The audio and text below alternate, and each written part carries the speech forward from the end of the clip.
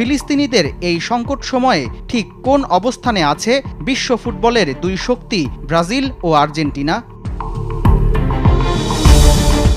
গাজায় হত্যাযজ্ঞ শুরু হওয়ার পর থেকেই ফিলিস্তিনের প্রতি সহানুভূতি দেখিয়ে আসছে ব্রাজিল সরকার। গাজা ইস্যুতে ইসরায়েলের সঙ্গে কূটনৈতিক সম্পর্ক ছিন্ন করতে ব্রাজিলের প্রেসিডেন্ট লুলা ডি সিলভা গেল মে মাসে ইসরায়েল থেকে ব্রাজিলের রাষ্ট্রদূত প্রত্যাহারের সিদ্ধান্ত নেন। এছাড়াও ফিলিস্তিনের সঙ্গে মুক্ত বাণিজ্যের ঘোষণা দিয়েছে ব্রাজিল। দক্ষিণ আমেরিকার দেশগুলোর বাণিজ্য বিষয়ক ফোরাম মার্কোসুর ট্রেড ব্লকের সম্মেলন চলাকালে ফিলিস্তিন সরকারের এক প্রতিনিধির সঙ্গে এ চুক্তি স্বাক্ষর করেন ব্রাজিল প্রেসিডেন্ট। এদিকে 2010 সালেই ফিলিস্তিনকে স্বাধীনতার স্বীকৃতি দিয়েছে ব্রাজিল। তবে ফিলিস্তিনের প্রতি বরাবরই বিরূপ আচরণ দেখিয়েছে আর্জেন্টিনার সরকার। গেল শনিবার ফিলিস্তিনের সশস্ত্র গোষ্ঠী হামাসকে সন্ত্রাসী সংগঠন হিসেবে আখ্যা দিয়েছে আর্জেন্টিনা।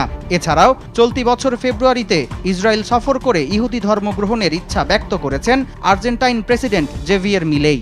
আরব ও ইসলামিক গ্রুপের কাউন্সিলের দূতদের সঙ্গে একটি পূর্ব নির্ধারিত মিটিং বাতিল করে দিয়েছেন প্রেসিডেন্ট মিলেই। তার দপ্তর এক বিবৃতিতে জানায়, বৈঠকটিতে ফিলিস্তিনের উপস্থিতি থাকায় নিজেকে প্রত্যাহার করে নিয়েছেন তিনি।